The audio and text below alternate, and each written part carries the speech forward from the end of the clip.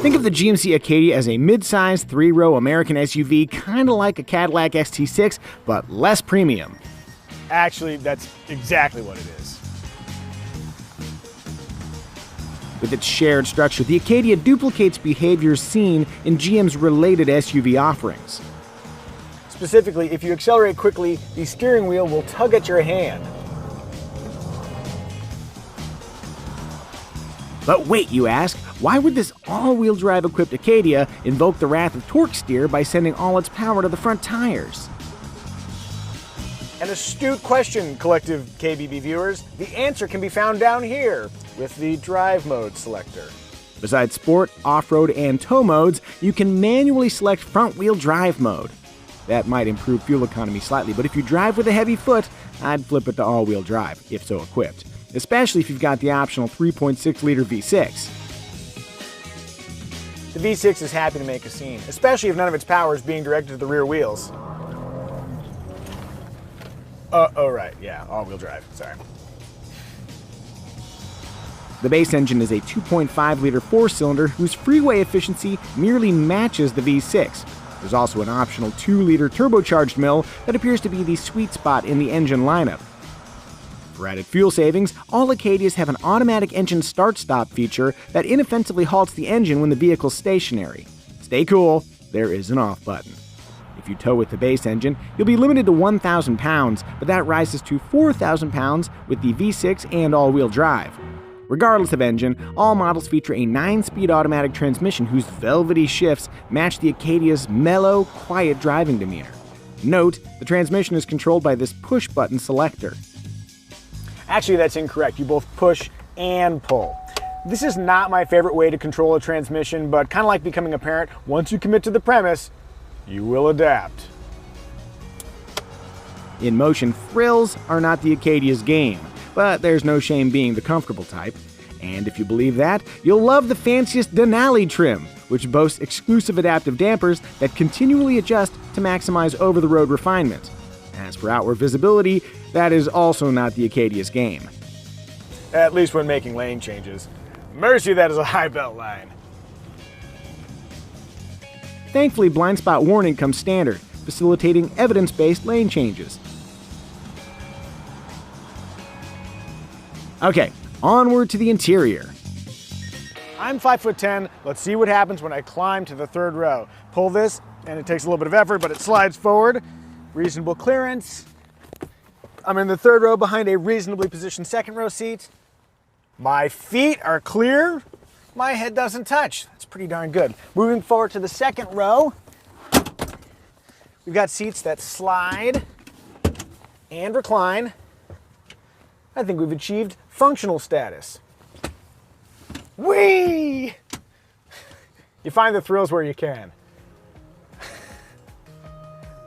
The Acadia's functionality is further expressed by seatback map pockets, a decently sized center console hold, this lower console storage area, a phone slot with available wireless charging, 6 or 7 seat cabin configurations, a second row slide-out storage nook, and second row seat releases in the cargo area.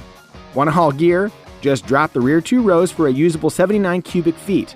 Raise those seats and there's still 12.8 cubic feet behind the third row, plus an underfloor storage area to fill. From a driver comfort perspective, the driver's seat drops very low, which is great for all you tall folks. Then over here by my knee, there's this padded section which keeps my knees from feeling even the slightest bit of discomfort. Then from the Mike Amusio Elbow Comfort Index, nicely positioned armrest, but that edge is awfully hard. It's a little bit better on the outboard, but I'm going to rate that a hardened professional grade squirrel. Before departing the interior, I should mention that quality is fine up front, but it gets worse as you move back. For example, this is a very uneven line. If I flip this seat forward, you'll notice that this little bit might need a cap, but instead it just has this weird flappy bit of carpet covering it. If I pop back here, my pack will pop off, and look at the headliner. This uneven line looks very unfinished.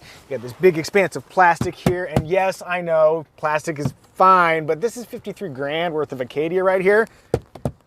You get a pretty fresh sound out of that. And as long as I'm scrutinizing, The seat back angles in the third row cannot be adjusted any way except with the strap that's on the back of the seat. A little extra lean would be nice, Mike. Ow! That was awkward, but thankfully awkwardness is our thing.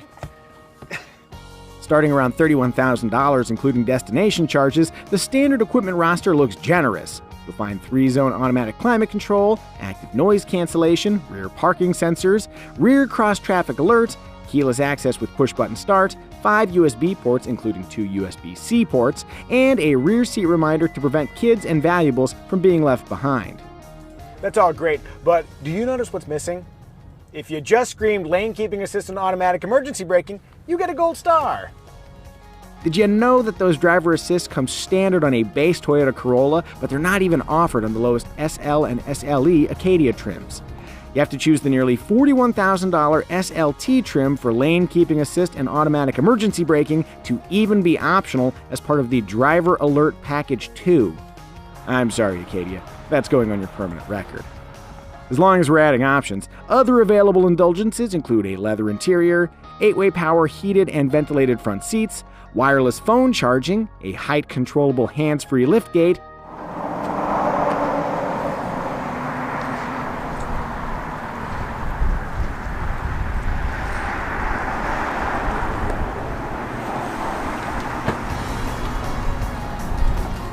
and a 360-degree camera system featuring many angles and a virtual car. Ooh! Higher trims swap out the standard 7-inch screen for an optional 8-inch unit. Regardless of size, the interface is easy to use, and they all include Apple CarPlay and Android Auto as standard. For around $42,500, GMC offers the Acadia AT4 trim. Yes, that is the off-road version, what with its all-terrain tires, hill descent control, twin-clutch all-wheel drive, and assertive off-road styling. For some reason, the AT4 is also the only Acadia to come with 5 seats. Those 6 or 7 passenger seating arrangements are available at no cost. Max out a top-tier chrome-clad 20-inch wheel having Acadia Denali, and you can expect to pay roughly $53,000. FYI, Kelley Blue Book predicts good but not category-topping 5-year residual values for the Acadia. One last value note, if you want any color other than white, it's going to cost you $500. Hey Mike, do you have that permanent record available? I'm going to need that.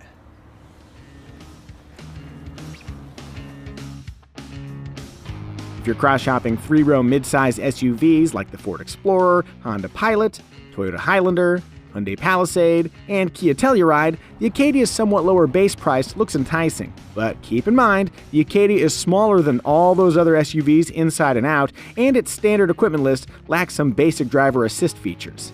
I'll also mention the Kia Sorento offers 7 seats for about $28,000. If you're sensing some hesitation about the Acadia based on an abundance of excellent competitors, you're not wrong. But if you want a slightly smaller 3-row SUV, you like its look, and you can get an amazing deal on one, the GMC Acadia might be worth a look.